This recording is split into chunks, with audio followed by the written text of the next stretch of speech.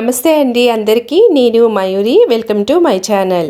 ఇది మంత్రాలయం వెళ్ళినప్పటి వీడియో అండి. మేము బనగానపల్లిలో స్టే చేసి మార్నింగ్ యాగంటిలో స్వామి దర్శనం చేసుకొని ఆఫ్టర్నూన్ కల్లా ఇలా మంత్రాలయం వచ్చామండి. వచ్చినప్పటికీ కార్ పార్కింగ్కి కూడా ప్లేస్ లేదు. చాలాసేపే వెయిట్ చేసి కార్ పార్క్ చేసి లోపలికి వచ్చాము.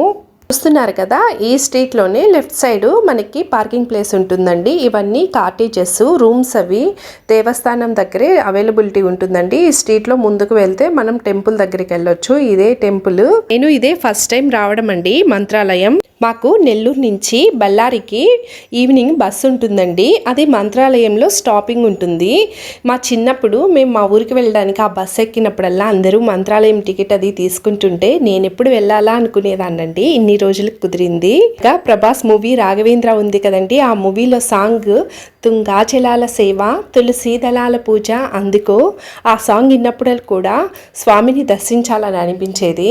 స్వామి ఆలయానికి ముందుగా ఇలా ఆర్చ్ వస్తుందండి. అటు ఇటు వాల్స్ చాలా అద్భుతంగా ఉన్నాయి.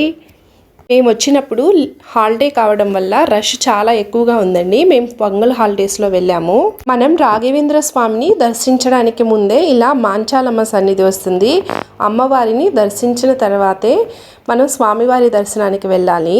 శ్రీ గురు రాఘవేంద్ర స్వామి హిందూ మతంలోనే ఓ ప్రముఖమైన గురువు. 16వ శతాబ్దంలో జీవించిన ఈయన వైష్ణవ మతాన్ని అవలంబించారు. మధ్వాచార్యులు బోధించిన దైవత్వాన్ని అవలంబించారు. భక్తులు ఈయనని ప్రహ్లాదుని అవతారంగా భావిస్తారు.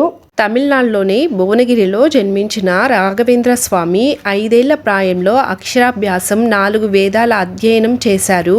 యుక్త వయసు వచ్చేసరికి విద్యల సారాన్ని గ్రహించిన ఆయన సాధారణ కుటుంబ జీవితాన్ని వద్దనుకొని సన్యాసం స్వీకరించారు.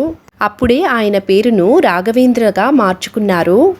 ఆధ్యాత్మిక బోధనలు చేస్తూ తమిళనాడు, కర్ణాటక ప్రాంతాల్లో విస్తృతంగా తిరిగేవారు. మంత్రాలయం కర్ణాటక సరిహద్దు ప్రాంతంలోని పంచముఖి వద్ద 12 ఏళ్ల పాటు తపస్సు చేశారు. ఆయన దీక్షకు పంచముఖ ఆంజనేయుడు ప్రసన్నుడై ప్రత్యక్షమయ్యారని చరిత్ర గాథ. ఇప్పటికీ మనం ఆనాటి పంచముఖ ఆంజనేయుని విగ్రహాన్ని కర్ణాటక సరిహద్దుల్లో చూడవచ్చు. అనంతరం రాఘవేంద్ర స్వామి పవిత్ర తుంగభద్ర నదీ తీరాన మంత్రాలయానికి వచ్చి ఇక్కడే ఆయన బోధనలను కొనసాగించారు. మంత్రాలయంలోనే తన మఠాన్ని స్థాపించి ఇక్కడే జీవసమాధి పొందారు. నిత్యం వేల మంది భక్తులు స్వామివారి దర్శనానికి మంత్రాలయం వస్తుంటారు. రోజు ఉదయం 6 గంటల నుంచి 8:30 వరకు దర్శనానికి అనుమతిస్తారు.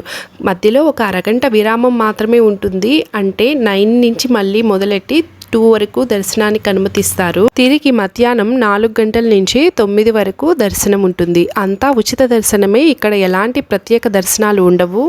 అలాగే మఠంలో కొన్ని ప్రత్యేకమైన సేవలు ఉంటాయి. వస్త్ర సమర్పణ సేవ, అన్నదాన సేవ అని మనీ పే చేసి మనం కూడా దానిలో పార్టిసిపేట్ అవ్వచ్చు.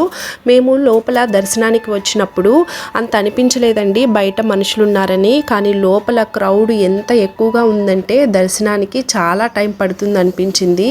మేము ఇక్కడి నుంచి ఆలంపూర్ వెళ్ళాలండి జోగులాంబని దర్శనం చేసుకోవడానికి. ఆలంపూర్ ఇక్కడి నుంచి 85 కిలోమీటర్స్ ఉంటుంది. పక్కనే ఉన్న సెక్యూరిటీని రిక్వెస్ట్ చేస్తే మమ్మల్ని వేరే వే ద్వారా లోపలికి పంపించాడండి. దర్శనం మాకు 5 మినిట్స్లో అయిపోయింది. పక్కనే మనకి మ్యూజియం ఉంటుందండి, దానిని కూడా చూడొచ్చు. అలాగే వెంకటేశ్వర స్వామి టెంపుల్ ఉంటుంది. ఇది స్వయంగా రాఘవేంద్ర స్వామి తయారు చేసిన విగ్రహం ఉంటుందండి అక్కడ. కానీ మాకు టైం లేకపోవడం వల్ల తొందరగా స్టార్ట్ అయిపోయాము. ఈసారి మఠాన్ని మాత్రమే దర్శించగలిగాము. అది ఫస్ట్ టైం రావడము. ఎందుకో ఇంకా ఉంటే బాగుంటుంది అనిపించింది. అలాగే మ్యూజియము మిగిలినవి చూడాలనిపించింది. కానీ టైం లేకపోవడం వల్ల మేము బయలుదేరిపోయాము. ఈసారి వచ్చినప్పుడు ఖచ్చితంగా 1 నైట్ ఇక్కడే స్టే చేసే విధంగా ప్లాన్